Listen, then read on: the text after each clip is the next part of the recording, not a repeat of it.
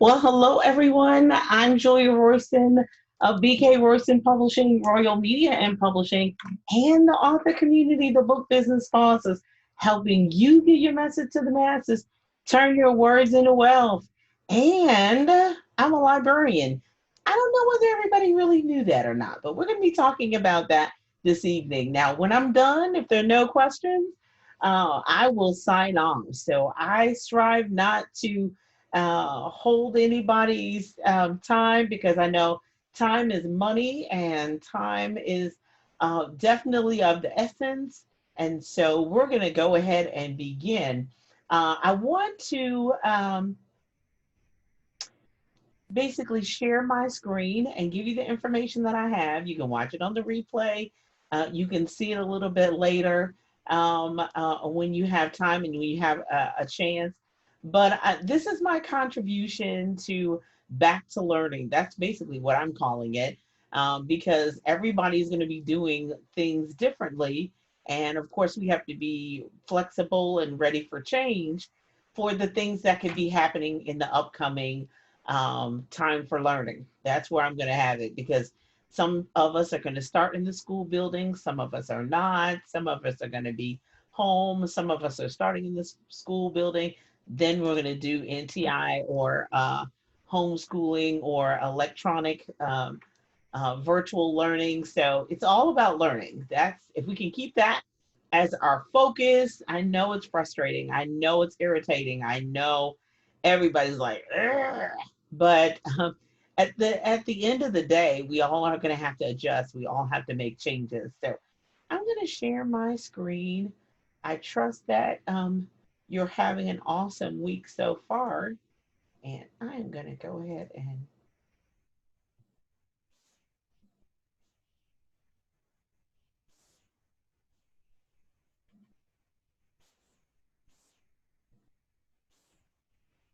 share my screen. And I'm for our time today. I'm going to go ahead and keep um, the my video on so you can still see me. Most of the time I turn the video off, but for this time I'm going to keep it on and I'm going to be moving my face around some different places. So again, this is the Ask the Librarian segment.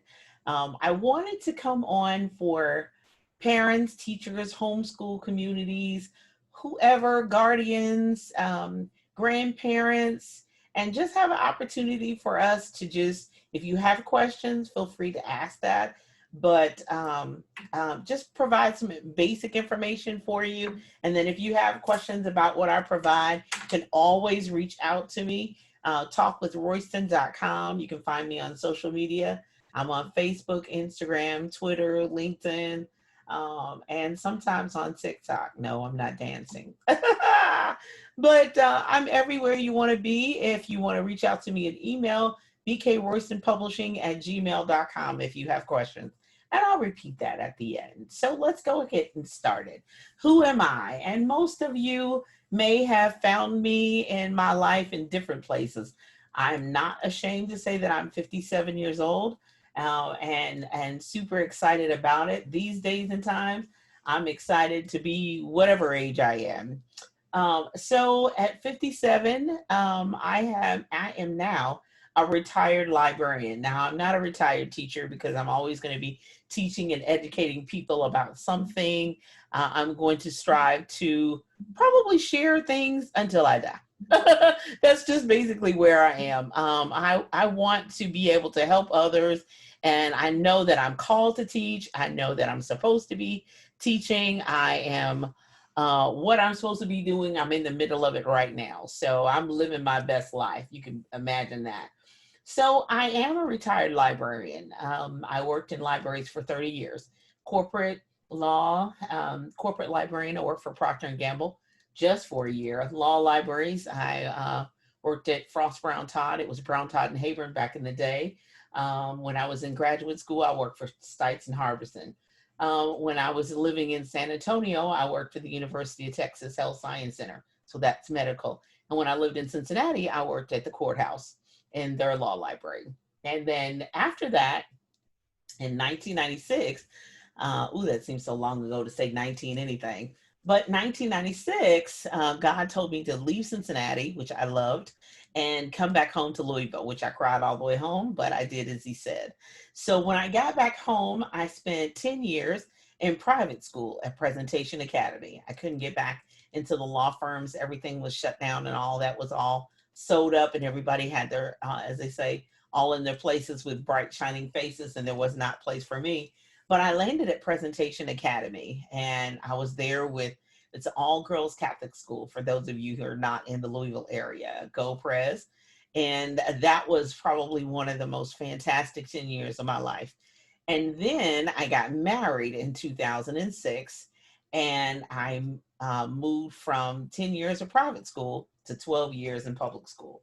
So I didn't move around. I only was at one school all 12 years. Yep, Dixie Dragons. And you can imagine it was something else. It was a true test of my mettle. So God told me one day when I was standing in my library, if you can help these children, if you can motivate these children, you can lead a nation. And he was exactly right. It was amazing. So I'm a retired educator for 22 years in education. I'm an author of 55 books now, and publisher to publishing companies.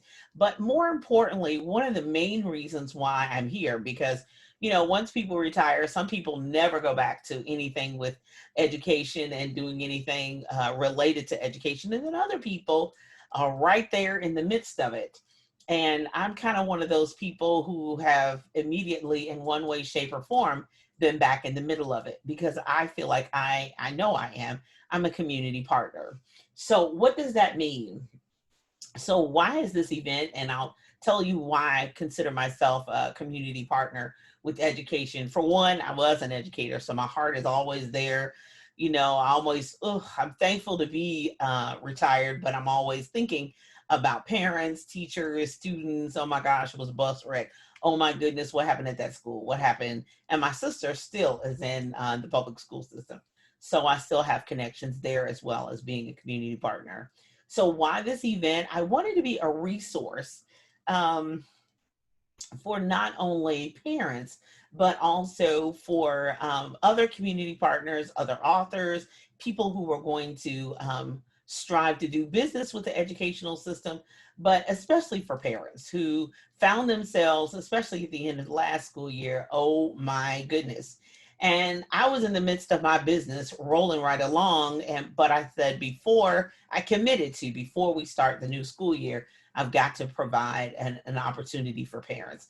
I'm going to be using my platform, of course, and all the other pages and everywhere else to connect. The replay will be available. So whatever I share, you'll be able to have that for duration. One of the main reasons why I'm a community partner, or I have an interest in making sure that schools survive and thrive, and besides having a heart for kids and having a heart for schools and all of that, I create products for schools. I help authors write books, and children's books and young adult books or teen books are specifically designed for not just schools, because they're designed for all people and all young people and all children, but that is a huge market for us that we strive to mass produce and allow and have access to children on a mass basis. I have done several book fairs. I'm going to be striving to do virtual book fairs. So hopefully via the virtual online digital space, we'll be able to do more of it. I love in person, up close and personal. I love all of that more than any of you. You can imagine if you followed me anytime, I was all over the place in 2019. But 2020, I've been right here in this chair in my office. So we are in this together. We will make it through. We made it through the last school year, screaming and crying and, oh my God, come get these kids. And I saw your post on social media. So one of the things that I wanted to share first, kind of as a PSA, I couldn't get my school's secretary on the phone. I know she's just running around handling everything, but I remember these things that we used to really focus on at the beginning of the school year. So it doesn't matter what school district that you're in. This is kind of my PSA for parents. update your contact information, your emergency numbers, your email address, your child's health and wellness, if anything changed over the summer, if you moved, especially if you moved, especially your email, because a lot of the schools are going to be contacting you via email even more than sending paper home. So update your contact information. I know that we used to have the paper forms, and they probably still will, no matter, depending on where you live and where you are, but please, please, please, please, no matter what, update your contact information. So if you've left the district, if you're in the district but you moved, or you didn't move until the last minute, oh my gosh, the house just sold and we changed addresses, be sure and provide your homeschool. Find that homeschool, make a connection, make a phone call, reach out to them, and update your child's information. If you now, if you have any of those questions, reach out to your school district, wherever this is, wherever you are. And please, please, please update that email address and be committed to, while it's the school year, whenever it starts, after Labor Day, before Labor Day, whenever your school year starts, that you're committed to put it on your calendar, write it down on your list to check your email every day. I'm going to pause right there. Check your email every day. Because, I cannot control, or I cannot cover in this few minutes we're going to be together everybody's, all the states and all the U.S. territories school systems, but I do know for a fact all of them, whether I was in private school or in public school, they need to know your exact emergency numbers. They need to know your contact information, whether you've moved, your health and wellness status. If he now has contracted something, he now has asthma, he didn't have it in April or May, he now does. He broke his leg, she did this, whatever. She had tubes in her ears, whatever that health and wellness information, they will need that so they can keep contact with it. Whether you're, and all of us are going to be virtual and web-based. So really strive to do that more and more. If you have been a member of PTA, please keep that membership up, because there are additional special events, there's offers, there are resources and information that come to PTA members. So continue to support that organization, because there are some things that you only get by being a PTA member. Okay, there's certain information that comes specifically, additional newsletters, against additional journals and magazines, or additional information that comes specifically for PTA members. Of course, there's also clothing and t-shirts and giveaways and things of that nature. But support your local parent-teacher, PTSO, whatever you all call it, in that district. Support that organization. So I hope that helps you and reminds you of that. Now, if you've seen that envelope that came from school and you just threw that to the side, pull it out, open it up and read it. If you saw an email but you haven't gotten back to it, open up your email and go back to it and take a look at it. Now, I'm going to be striving to check my, please see. I'll try. We'll see about Miss Connie. I'll try to make sure that I sing something for you on Sunday morning. But please update your contact information. Parents, please, please, please. Guardians, grandparents, if your auntie, uncle, big mama, whoever it is, make sure that your school has the most important contact information. Okay, so one of the questions that I found, especially on some of the homeschooling sites that has been brought to the attention, is books. Now, I realized that you were home all in the spring, and so, oh my gosh, my books are getting thin. Oh my goodness, what are we gonna, and then the public libraries were closed, and then, so how do I pick a book? And then being able to change that up some. Now, I realize there's all kinds of technology, and I was the technology teacher at Dixie Elementary. I taught technology at Presentation Academy. So technology is number one, but every so often you're going to want to, especially the little ones, to open up a book. And I realize, yes, I publish books in ebook and in print, but if you're wanting to pick up a book, I'm going to be talking about some things to be looking for and looking at the book for especially primary age and for intermediate, for new books to be added to your collection, because you need to be prepared and you need to be ready for that. Okay. So one of the things for your home libraries, hopefully you have some books in your house. Hopefully you have. At my Title I school, they used to give away books.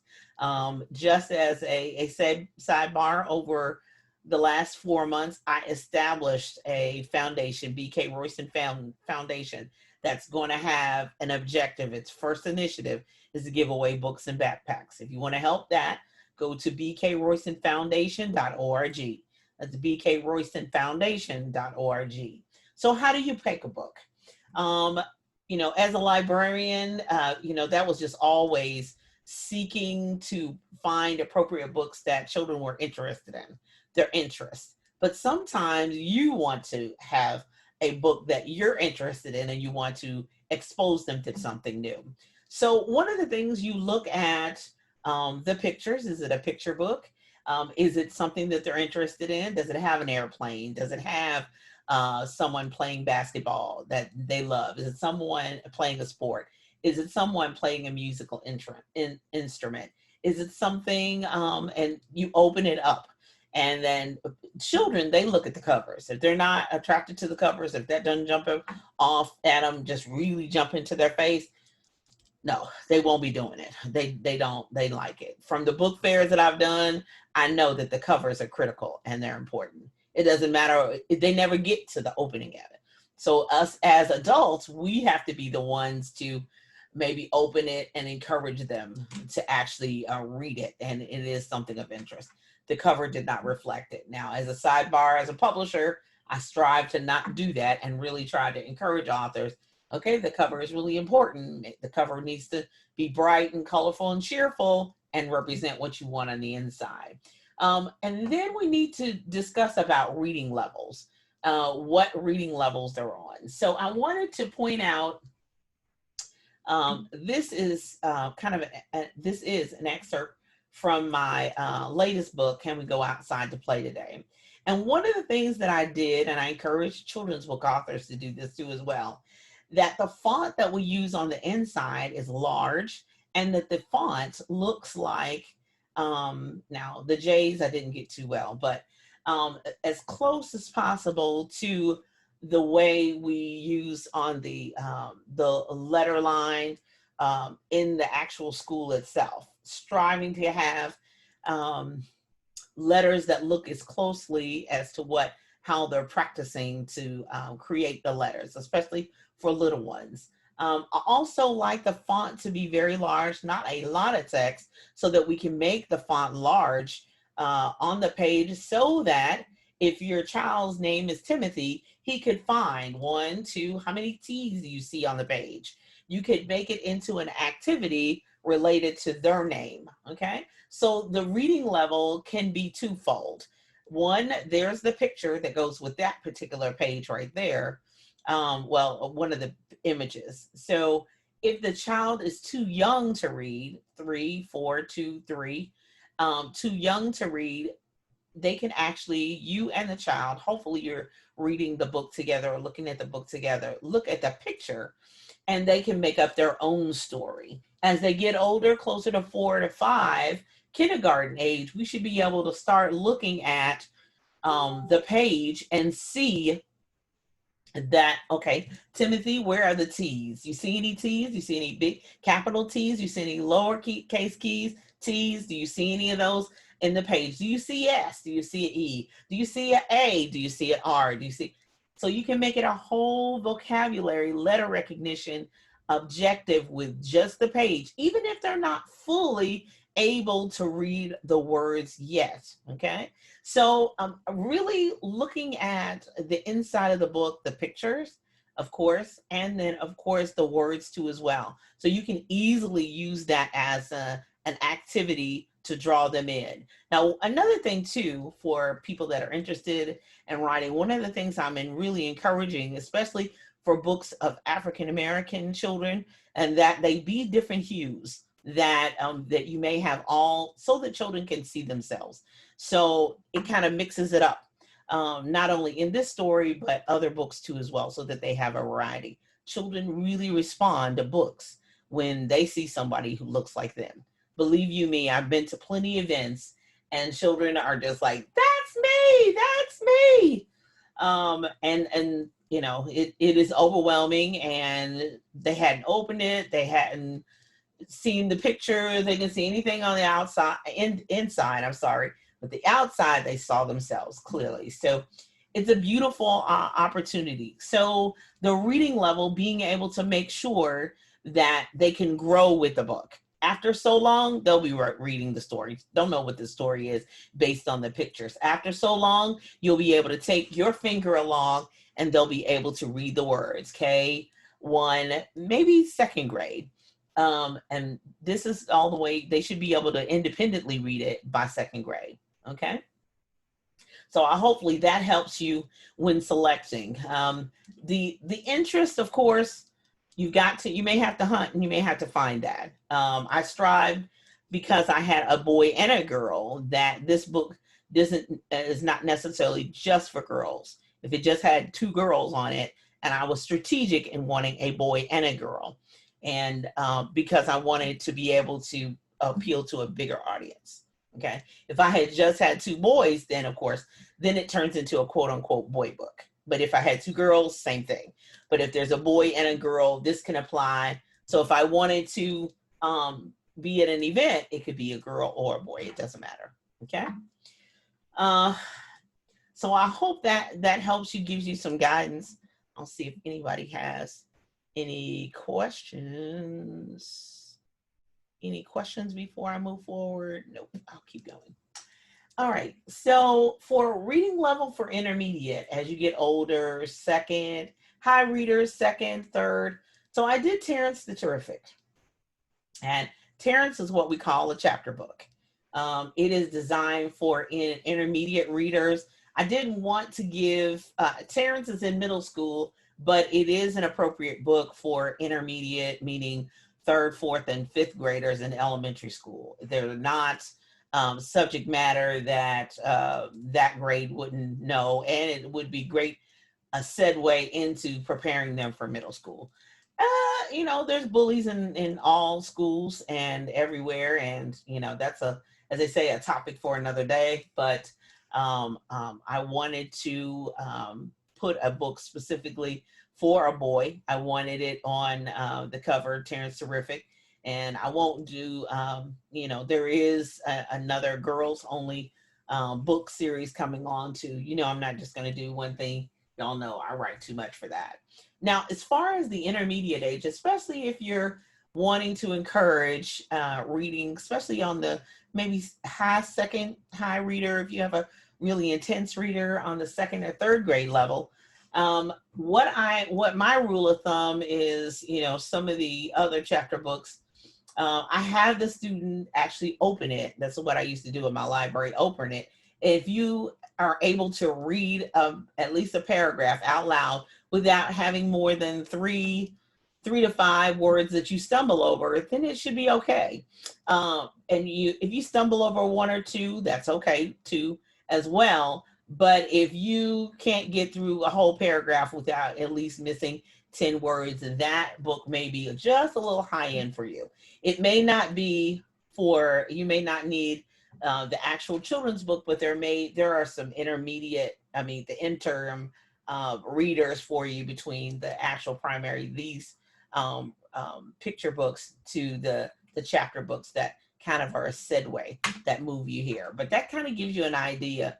Now, would I suggest don't buy it if he or she has that many errors? No, not necessarily, because that could be something of interest that they grow into. That could be a book that we continue to progress and continue to excite. Because if it's something on the front, you know, with a boy that looks like them, that may encourage them to be an even better reader. I hope that makes sense. So, you know, they may not be immediately, they may not be able to do it, but 2 to 3 months down the line, that you may find them wanting to read that book more and more. Okay, so I hope that helps a little bit with the home libraries and getting getting the books out there and what that looks like and what that should look like, and how to pick books. Now, I was a little discouraged because I posted not too long ago, did anybody purchase any online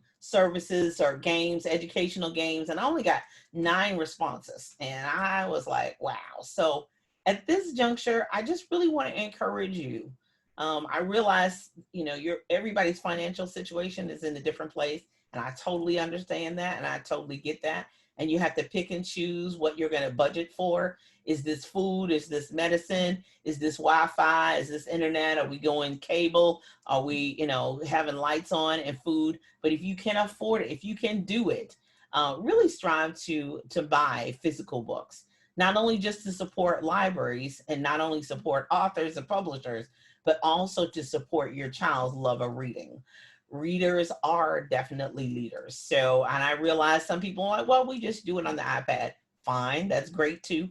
Ebooks are fantastic too, but having an opportunity to open your mind to reading different books and to be able to experience things outside of your immediate circle and your immediate sphere of influence is incredible. So I really encourage you to do that, not just as a librarian and a publisher, but also as an educator. It really makes the difference, and it's just a phenomenal thing.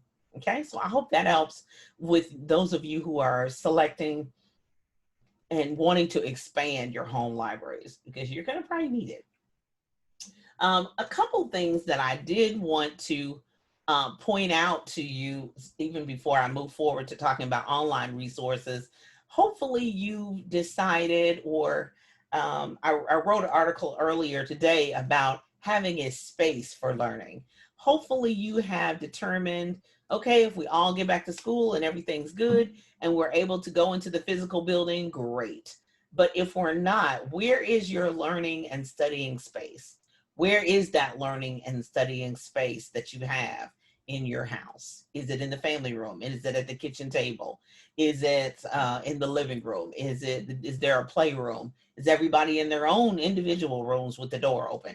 What does that look like for you? But having a designated space that may be different from a fun space, that may be creative, whatever that looks like in your apartment, condo, house, mansion, wherever you live, to be able to have that space that's designated. When we're in this space, this is the learning space. We're putting this technology should only be for educational purposes, etc. Establishing some boundaries. We got caught off guard at the end of last school year. It was, just like, oh my goodness. Okay, now we're all home, and oh my goodness, it can be overwhelming. But as an option, as a preparation, go ahead and prepare yourself for the possibility that we won't be going into the physical building every single solitary day. So where is our learning space? Where is our opportunity for it to be quiet? Where is the television turned off? Where is the technology only to access this? Just an idea, just a suggestion. Everybody, can do what they need to do, but that's just my helpful hint and my suggestion for you. I'll check and see if there are any comments, questions. Otherwise, I'll just keep moving forward. All right, awesome. So next, I really want to talk about online resources. And I am really, my heart goes out to people who do not have the technology in their house to be able to support this. And I'm hoping that schools will come up with some more suggestions, and hopefully nonprofits will be able to partner as well to make that happen for the underserved communities who do not have the access to online resources.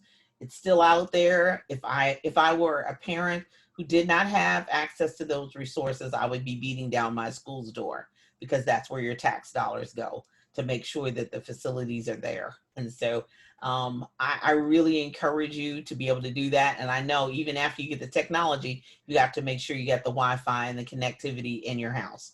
So I would be striving to make that a top priority in my house as well. So really consider that, and really ask your school what their plan of action is for those that do not have the technology. And you can do a lot with your phone. So if your phone is on and you got Wi-Fi access to it, there's a lot you can do in with your phone. So I do know that in the district around here, they're using Google Classroom. There are access for online resources via Google Classroom, so they can communicate with their teacher, turn in assignments that way. As also there are the district websites, hopefully will have access to online resources as well that are free of charge that they have paid for already. Visit your child's school as well and their library. Definitely the librarian should have access to and let you know and help you as far as other additional resources. And there may be even on your school website access to the district resources, but there also may be school-based resources that each individual school does something totally different. So be on the lookout for that. That's the reason why checking your email, checking that paper that came, who is the contact person, who's the email that you're supposed to be replying to, who's the resource teacher, who's the librarian, who are the special area teachers that you need to reach out specifically, art, math, drama, dance, PE, the library, technology. Those are all still viable departments and areas that should be still in operation in your school, whether you're having technology and doing virtual school or you're actually in the building. So be sure and reach out to those areas. Those emails are available on your school website, district website. Reach out to them. You've got your phone. Here's mine right here. You got your phone, so be able to take care of that and be able to reach out and do that. They should be meeting your needs. If they're not, go to the assistant superintendents. If they're not, go knock on the superintendent's door. Whatever needs to be done so that your child does not miss out on learning is what should happen. Now, the free public libraries are, of course, paid by your tax dollars as well, and they have access to free resources and access there. Now, I know a lot of the free public libraries were not open, but hopefully if you were nearby, you could drive in your car, park in the parking lot, and hopefully use their free Wi-Fi. So check on that, access to that. That's what they're there for. The free public library is there for to help you with gaining access to resources. That's where your tax dollars go. So I've also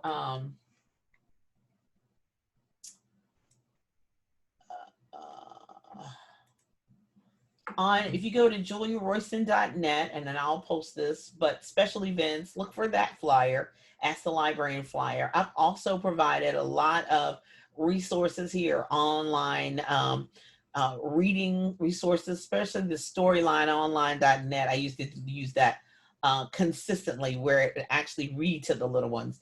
And then of course there's some YouTube, good YouTube stories for children there as well. I want to point out one that a search engine that I used to use a lot, and I don't even know whether parents are even aware of it, but it's called DuckDuckGo.com. And DuckDuckGo is, as you can tell, there's sorry, no inappropriate pictures, no naked ladies, no none of that other stuff that's inappropriate for, especially for little ones to possibly click on and get viruses download. Yeah, that's a technology teacher in me talking. Viruses or anything downloaded into the computer. So DuckDuckGo, most of the time people say just Google it, just Google it. But when you're dealing with little ones and they're having to do homework and research, all those ads all around, you see all this empty space all around here, all those ads are just so tempting. And sometimes they used to be in tears. Miss Royston, I didn't mean to click on it. I moved my mouse and I got it. But we got to get out of here, and then we got to back out of here and make sure that we don't get a virus. So I would have to move them to another computer and probably even, and more than likely, scan the computer to make sure that I didn't get any malware or anything. So DuckDuckGo has been a search engine that I've used quite a bit for children. We'll just do a quick search, especially when I did research with kids. You know, there's still no ads, and they're more relevant images and relevant articles. So that's the reason why I really highly suggest that. So that's one of my main ones that I wanted to make sure. Hold on. I gotta get back to where I was.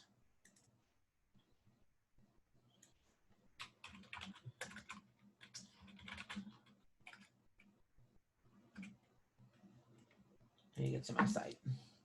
So that's the reason why I really wanted to make sure that that was there, so you be able to have that resource. I'll have it in the replay, and I'll be posting it throughout the rest of the week. So list of all types of resources. Khan Academy is there as well. So a lot of good resources to be able to find information and be able to have stories read and have a little variety until you can get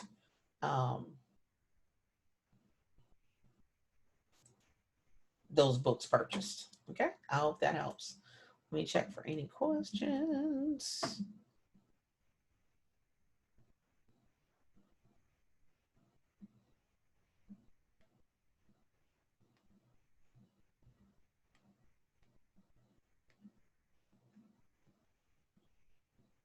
All right, I'll keep moving on. So another place that I want parents, now this is primarily for parents to be taking a look at, is Facebook groups. So first off, do a search on Facebook to find any groups, parents with school children. If you are homeschooling, there are other homeschool organizations. Some of sorry, there was just a vast amount of them, but some of them are state specific, some of them are behavior. If your child has autism or any other special needs, they're there. If there's a specific need, an issue with math, this one struggles with reading, look for their specific Facebook groups. Now, first off, follow the rules. Follow the rules. Follow the rules. When you go to a Facebook group, look for what the rules are. Look, this is a organization, this is a Facebook group, this is how we act here, this is what we do here, and if you can't follow those rules, just move on. Okay, so be sure and follow the rules. Also follow the rules, but follow the page, follow the group. You can always get out, unfollow if they're an audience that you don't want to participate in, they're talking about something you don't want to participate in, keep rolling. But there could be information and other resources. There are millions of websites out there. So therefore, there's no way that in this few minutes I have here that I'm going to be able to express and give you everything. But I want to just be a reminder and a helpful hint for you and get you started, that you watch in the Facebook groups, learn, and then you can decide, am I going to stay here or am I going to leave? It's well up to you. It's an adult area. If it is an audience and they're talking about things and expressing things and it's an audience you don't want to participate in, don't fall out and have no big ruckus, just leave. Unjoin the group and move on. And go find another group that you can participate in. But it's a great way for you to find out information. You can always search back up search down for the archives, see what other questions, see what other resources and information people have provided, what tools, what things they did, how they worked being at home in the virtual space and helping their child. The objective is to help your child. That's the number one, to get the resources, tools, and information to benefit your child. Not about that, the social thing, that's on your private time. But for our time tonight, today, we're talking about watching, learning, and then you determine whether you want to leave or continue to follow what's going on in that Facebook group. But some of them have thousands of people in there with all types of experiences, resources, and tools to help you for free. So take advantage. I've already showed you the JuliaRoyston.net special events page, so feel free to share that. If I have more information and resources, I'll be sharing them there as well. But JuliaRoyston.net special events page, click there and find those information and resources. If you have an issue, reach out to me, bkroystonpublishing@gmail.com. That's directly to me, or if we need to have a conversation, talk with Royston.com. So I did want to point out, I couldn't leave without my own information plug. But children's books, I have written a few, but I also represent other authors too as well. African American authors as well as others, as well as different topics. And so I want to encourage you that, one, to go to roystonroyalbookstore.com. There are children's books there. I also already have my Can We Go Outside to Play Today? It's on pre-order for $10.99 through August 15th. So feel free to go, and I'll be promoting that the next 2 weeks. And then if you're an organization, parent, teacher organization, or a school that has done book fairs in the past, but now we need to do them virtually, I am at roystonroyalbookstore.com. You can click on virtual book fairs. So I am allowing schools to do virtual book fairs. They can feel free to reach out to us, info@roystonroyalbookstore.com. So I did want to put a plug in if you want some different books, so you have as much variety as possible to see all types of children's books. So be sure and visit my online store. The next educational event that I'm really super excited about and honored that these educators are joining me is going to be next Monday, August 10th through the 14th at 7 p.m. Eastern Standard Time, right here on Facebook Live. There are incredible educators on this platform, and I'm pleased to bring them to you. Be sure and come back next week for questions, information, insights. We're going to be hashing it out and really sharing some incredible things from the educators, administrators' point of view, district level. I have social services, family resource, some things that might have keyed your interest tonight, but you think, I still have another question about. And I'm really super excited about on Thursday evening, I have 3 gentlemen who are going to be talking about educating African American males. They are African American males, and I'm super excited to have them. Dr. Brinkley and Desmond Williams have actually written books concerning educating African American males. So I had a great dad, but I didn't have any brothers. So I'm super excited to hear what they say specifically. So join me next Thursday specifically, but just stay with us all week long. We're going to be providing all types of information. I'm super excited about this Educational Summit 2020. I would have loved to have it in person, but we need to be safe first. So super excited. So mark your calendars, August 10th through the 14th, 7 p.m. Eastern Standard Time, all week long. Join us for Educational Summit 2020. And reach out to me. JuliaRoyston.net is my website, bkroystonpublishing.com. And for emails, bkroystonpublishing@gmail.com. Let me see if I have any questions before I sign off. Yay! Thank you so much. Thank you so much. Thank you so much. Any questions? Any questions? Any questions? I hope this has been helpful. If please share the broadcast. Please tell others. Be sure and let other people know. And I'll be sharing the replay all week long, and also providing posts about more information about those things going on, and super excited about the pre-order of my book. I dedicated it to, I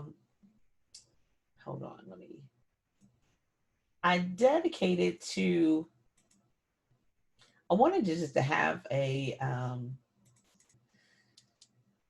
I just had to say something in regards to this. I wanted to have something, say something. I couldn't let this time go by without saying something. My husband teases me all the time, but I had to say something. So I'm super excited about the book itself and what it means, because it is my ode and expression in regards to we've got on our mask, we'll do as you ask, whatever you say, just can we play outside today? So it's not designed to add to any fear, any drama, or any trauma. It has a happy ending, I'll tell you that. So super excited.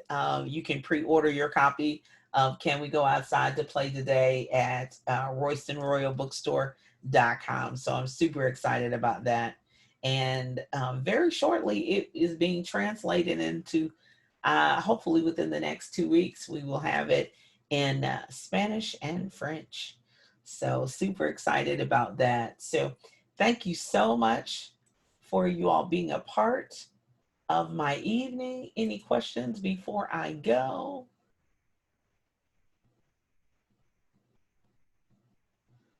All right, well, I'll be going ahead and posting the replay.